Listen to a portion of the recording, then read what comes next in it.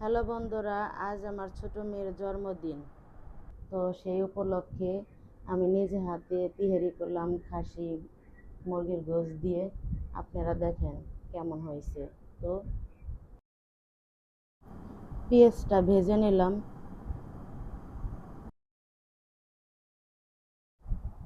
আদা বাটা রসুন বাটা একসাথে দিয়ে দিলাম, ধনের গুঁড়ো দিলাম, লবণ দিলাম, নাড়া দিয়ে একসাথে মিশিয়ে নিলাম, সাথে একটু পানি অ্যাড করলাম।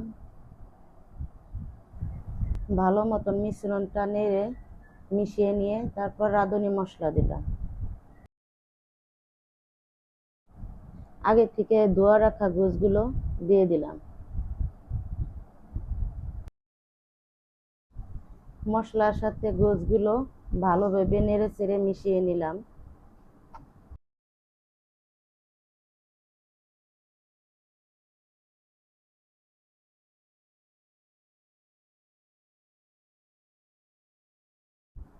কাঁচামরিচ বাটা দিলাম, বাদাম বাটা দিয়ে দিলাম। এখন সবকিছু একসাথে মিশিয়ে নিব।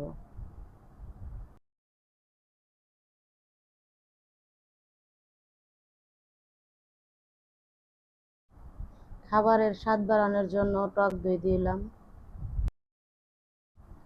আবারও ভালোভাবে মিশিয়ে নিব। সস এবং গুঁড়া দুধ দিয়ে দিলাম। সবকিছু নাড়াচাড়া দিয়ে মিশিয়ে নিব। এখন ঘি দিয়ে পোলার সাথে নাড়াচাড়া দিয়ে মিশিয়ে নিব।